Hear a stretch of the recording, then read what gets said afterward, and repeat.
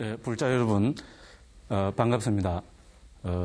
여러분들과 인연이 되어서 불교 TV를 통해서 초기 불교의 교학과 수행이라는 주제를 가지고 대략 한 25번 정도 여러분들을 뵙게 되었습니다. 저는 각묵이라 합니다. 깨달을 각자에 잠잠할 묵자를 씁니다. 지금은 지리산에 있는 실상사에는 우리 화엄학님이 있습니다. 우리 대한불교 조계종에서 최초로 생긴 스님들 전문 학님입니다. 거기서 교수사를 맡고 있습니다. 그리고 저는 또 우리 대림 스님과 함께 초기 불전 연구원을 설립해가지고 지금부터 한 6년 전부터 초기 불전들을 부처님이 남기신 초기 불전들을 직접 번역하는 작업을 하고 있습니다.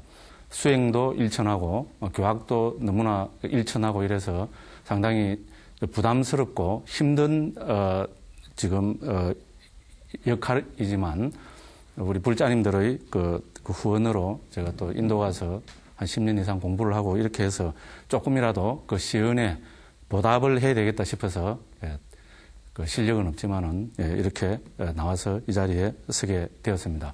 그래서 개인적으로는 무척 영광스럽게 생각합니다. 제가 아는 만큼 최선을 다해서 앞으로 한 25번 정도 제가 아는 만큼 열심히 우리 초기 불교에 대해서 한번 설명을 해보도록 이제 그렇게 하겠습니다. 오늘은 한 3가지 주제를 가지고 한번 이야기를 전개해 가고자 합니다. 첫째는 우리가 이제 초기 불교의 교학과 수행이기 때문에 무엇이 초기 불교인가 하는 데 대해서 우리가 간략하게 한번 짚어봐야 될 거고요. 그 다음에 두 번째는 왜 이 시점에서 왜 2600년 전에 비롯된 왜 초기 불교인가 하는 그 주제를 가지고 또 한번 이야기를 해봐야 될 것 같고요. 그 다음에 마지막으로 세 번째는 그러면은 우리 초기 불교의 특징이 무엇인가, 뭐 여러 가지가 있겠지만은 가장 핵심되는 특징이 무엇인가, 여기에 대해서 여러분들하고 그 이야기를 전개해 가고자 합니다.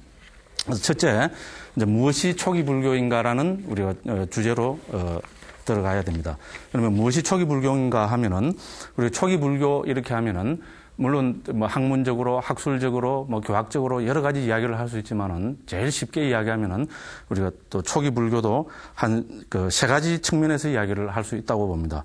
그래서 첫째로 무엇이 초기 불교인가 하면은 부처님과 직계 제자들의 가르침이라고 그렇게 한번 정리를 해볼 수 있습니다. 첫째, 이제 무엇이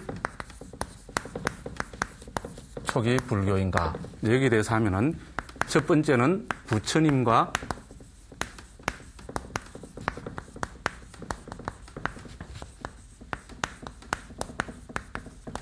직계 제자들의 가르침 이렇게 정리할 수 있습니다. 이제 우리 부처님은 우리가 너무나 잘 아시는 분이고요. 뭐 오늘 시간이 없으니까 더 이상 그 설명은 드리지 않겠습니다. 그 다음에 직계 제자들 하면은 우리가 부처님의 그 상수 제자로 꼽는 사리불존자, 사리뿌따 존자와 모갈라나 존자, 그다음 우리가 잘 알고 있는 까사빠, 가섭 존자, 그다음에 아난 존자를 위시한 우리가 소위 말하는 그 10대 제자를 위시한 부처님의 그 제자들, 그러니까 부처님과 이 직계 제자들이 하신 말씀을 담고 있는 것이 초기 불교다. 이렇게 정리하면은 제일 정확한 이야기라고 할 수 있습니다. 그 다음에 이제 조금 더 넓혀서 생각을 해보면은 두 번째는 뭔가 하면은 그러면 이 부처님과 직계 제자들의 가르침은 우리가 잘 아시겠지만은 결집이라는 과정을 통해서 모아진 것입니다. 그래서 결집은 우리가 역사적으로 우리 북방불교, 남방불교에서 다 인정하고 있는 결집은 우리가 3차 결집까지 인정합니다. 부처님 돌아가시고 나서 40일 후부터 시작해가지고 7달, 7개월 정도 이제 우리가 된 것을 1차 결집이라고 하고요. 그 다음에 이제 불멸 100년 뒤에 전개된 것을 우리는 2차 결집이라고 하고, 그럼 3차 결집은 우리 잘 알고 계시는 아쇼카대왕. 아쇼카대왕은 부처님 물론 학설이 분분합니다만은 부처님 돌아가시고 150년에서 250년 그 뒤에 출현한 인도의 제일 큰 뭡니까? 왕. 제일 그 성인이었던 왕, 그분을 우리는 아쇼카 대왕이라고 합니다. 그래서 두 번째는 이제 이 아쇼카 대왕 때 있었던 3차 결집에 완성된 불교, 그걸 우리는 초기 불교라고 이야기합니다. 우리가 초기 불교라면은 그냥 뜬금없이 초기 불교다 이렇게 할 수는 없지 않습니까? 그죠? 그래서 정확한 데이터와 자료가 있어야 됩니다. 그래서 정확한 데이터로 보면은 우리가 부처님과 직계 제자들의 가르침은 결집을 통해서 모아졌고 그 결집은 지금 남아있는 우리가 특히 이제 우리 그 스리랑카로 전성돼서 남아있는 우리 소위 말하는 빨리어 3장, 우리 티피타카라 그러잖아요. 이 3장은 3차 결집 때 완성된 겁니다. 그러니까 초기 불교라 하면은 아쇼카 대왕 때 결집된 우리가 경률론 3장, 그것이 초기 불교다. 이렇게 정의할 수가 있습니다. 그래서 아쇼카 대왕 때 결집된 3장, 그것이 초기 불교다. 네, 물론 그 안에서도 우리가 이제 지금 주제가 초기 불교의 교학과 수행이기 때문에 교학이라 했을 때는 우리는 이제 우리 예를 들어서 우리 결집을 할 때는 경장, 율장, 논장, 이걸 우리는 3장이라고 그러지 않습니까? 그죠? 그럼 여기서 율장은 제외가 됩니다. 왜냐하면 율은 우리 특히 우리 출가한 스님들의 어떤 그 뭡니까? 우리 그 성가 생활을 담고 있는 것이기 때문에 교학이라고는 좀 할 수 없거든요. 유리를 담고 있기 때문에. 그래서 특히 이 중에서도 무엇이 초기 불교인가 했을 때는 우리가 아쇼카 대왕 때 결집된, 그러니까 이게 3차 결집입니다. 아쇼카 대왕 때 결집된 경장, 3장 중에서도 경장. 원어로 수따피타카라고 합니다. 이제 좀 원어를 써서 죄송합니다만은 경장을 우리는 초기 불교다 이렇게 이야기할 수 있습니다. 그래서 이것이 우리가 역사적으로 존재하는 초기 불교가 무엇인가 이렇게 했을 때 가장 정확한 정의라 그럴까요? 이제 그것은 아쇼카 대왕 때 3차 결집 때 결집된 경장, 그것이 초기 불교다. 이렇게 이야기하면 되고요. 그럼 그 초기 불교가 담고 있는 게 결국은 부처님과 직계 제자들의 가르침을 담고 있습니다. 우리가 예를 들어서 초기 불교는, 우리 불교는 84,000 법문이다. 이렇게 하거든요. 그래서 우리가 이제 남방에서 전승되어 오는 그 주석서를 통해서 보면은 84,000 법문 중에서 82,000 법문은 부처님이 설하신 것이고 2,000 법문은 직계 제자들이 설하신 거라고 이렇게 이야기합니다. 그래서 우리가 이제 무엇이 초기 불교인가에 대해서는 아쇼카 대왕 때 진행된 3차 결집에서 결집된 경장, 이것이 초기 불교라고 이렇게 보면 됩니다. 그 다음에 이제 세 번째는 더 넓혀서 아까 말씀드린 이 3장 전체가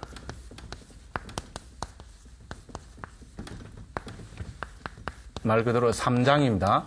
우리는 D는 영어의 3하고 같습니다. 3이고, 그죠? 피타카는 우리가 바스켓이란 말입니다. 영어로. 그러니까 3장, 그죠? 이렇게 부처님 그 가르침을 경장, 율장, 논장 이렇게 담은, 그래서 여기서 이제 율장과 논장까지도 다 넣어야 된다. 특히 이제 여기서 들어가는 것은 우리 이제 논장이라고 합니다. 이런 이야기는 우리가 이제 앞으로 25번 법회가 계속 있으니까 제가 주제별로 해서 하나씩 말씀드리도록 하겠습니다. 그래서 우리 이제 논장, 특히 아비담마 피타카도 초기 불교 영역에 넣어야 된다. 이거는 물론 학자 따라서 그 설이 다 다릅니다. 왜? 아비담마는 부처님 제자들이 만드는 것이기 때문에 그 제자들 중에서도 특히 뭐 아쇼카 된 3차 결집이나 이 이후에 만드는 것이 많이 들어 있기 때문에 이제 초기 불교라고 볼 수 없다. 뭐 이렇게까지 이야기를 합니다만 우리가 넓게는 이제 이 3장을 전부 다 이제 넣어야 된다. 이제 이렇게 이야기를 할 수 있습니다. 그리고 이제 핵심적으로 마지막으로 이제 하나 더 이 세 가지를 토대로 해서 이제 더 분명하게 이제 이야기를 하면은 그럼 무엇이 초기 불교냐? 아까 이제 제가 우리 상자부 입장에서 아쇼카 대왕 때 결집된 우리가 그 경장 이렇게 이야기했습니다. 근데 이거를 이제 요새 그 세계 학자들은 우리 한국뿐만 아니고 일본, 서양 뭐 하는 세계 불교 학자들은 초기 불교가 뭐냐 이렇게 해서 마지막 결론이 뭔가 하면 초기 불교는 우리는 니까야와 아함이다 이렇게 이야기합니다.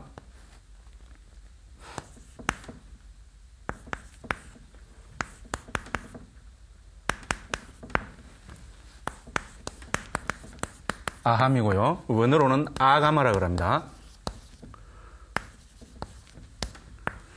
그래서 니까야와 아합니다. 아이고, 우리 좀 생소한 거를 써서 상당히 죄송합니다. 자, 니까야, 이거는 우리 니까야라고 읽습니다. 이거는 이제 아함이라고 읽고요. 그래서 니까야와 아함이다. 이제 이렇게 되면 그럼 니까야가 뭐냐 하면은 아까 말씀드린 산차결집 때 결집된 경장 그거를 니까야라고 그렇게 이야기합니다. 그럼 이제 이 아함은 아가마라 그러고요. 이거는 우리가 북방으로 전래된 그 경전을 이야기합니다. 그래서 우리는 잘 아시겠지만은 불교 역사를 보면은 초기 불교는 우리가 부처님이 돌아가시고 스님들이 결집해서 3차 결집 때 아쇼카 대왕 때 결집을 해가지고 이 결집이 하나는 밑으로 전승이 됐습니다. 소위 말하는 스리랑카 있잖아요. 그죠? 스리랑카로 BC 3세기에 불교가 전파됩니다. 이때 전파된 언어를 우리는 그 빨리어라 그러고요. 거기서 부처님의 경장이 적혀 있는 그거를 우리는 니까야라고 그럽니다. 그럼 이 불교가 또 어떻게 됩니까? 그죠? 이제 제가 참 그림이 어색합니다만은 그죠? 여기 스리랑카가 그죠? 여기서 불교가 생기갖고죠. 이것이 히말라야 산을 그죠? 있는 이쪽 어떻게 됩니까? 카시미르 지방으로 전래돼 갖고 카시미르 지방에서 중앙아시아로 그죠?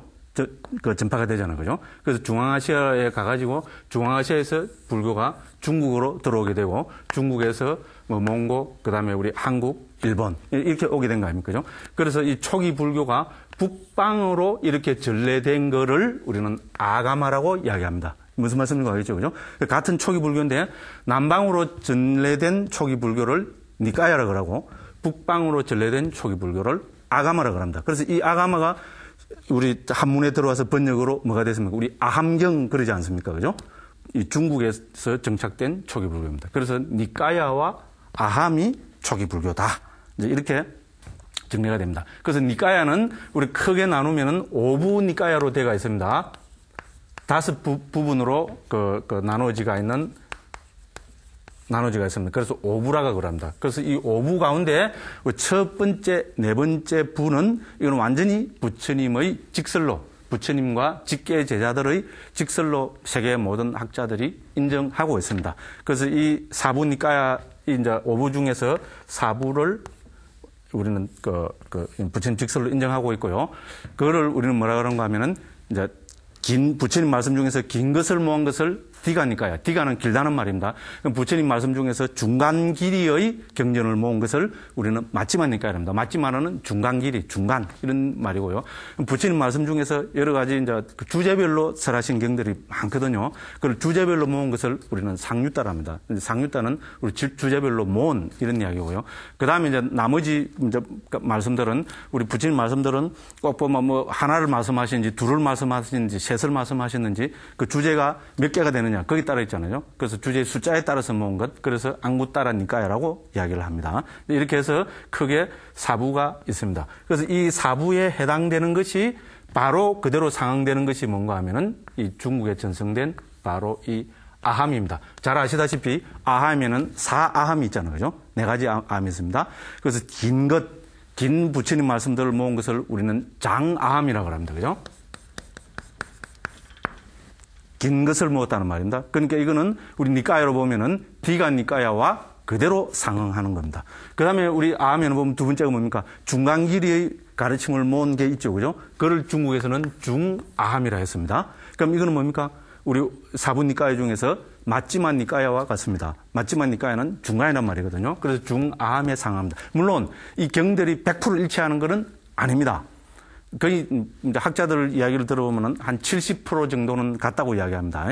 그래서 어쨌든 이제 이 편집 방침은 똑같다는 이야기입니다. 그 다음에 우리는 이제 여기 보면은 주제별로 모은 거를 우리는 잡아함이라고 그럽니다. 우리 섞였다 이 말이거든요. 그 잡아함에 해당되는 것이 상위다니까입니다. 그 다음에 우리가 정일암이라고 있습니다. 하나씩 증가한다는 말이거든요. 숫자가 하나 증가한다고 정일암이라 했고, 그거를 우리는 여기서는 앙구따라 니까야라고 그럽니다. 이런 것을, 그러니까 다른 말씀으로 드리자면은 니까야하고 아함은 그대로 뭡니까? 상응한다는 겁니다. 그죠? 그 편집 체계까지 똑같다는 겁니다. 사니까야의, 그죠? 길고, 중간, 주제별, 그 다음에 숫자별.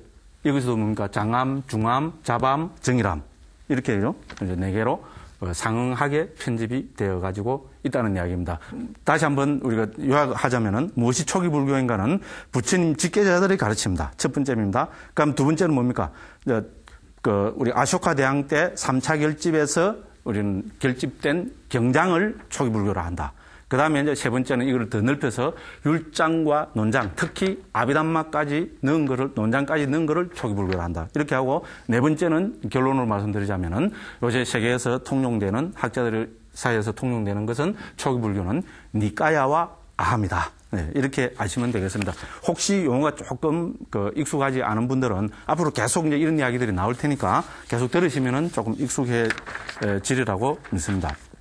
그 다음에는 이제 두 번째 주제로 들어가겠습니다. 두 번째 주제는 뭔가 하면은, 그러면은 왜 초기불교인가? 왜 우리가 초기불교에 관심을 가지고, 왜 초기불교를 중요시해야 되고, 그죠? 그리고 또 왜, 그죠? 우리 불교 TV에서 초기불교의 교학과 수행이라는 주제를 가지고 이 법회를 진행해야 되는가 하는 이제 그 이야기를 한번 간단하게 해보도록 하겠습니다. 왜 초기불교인가?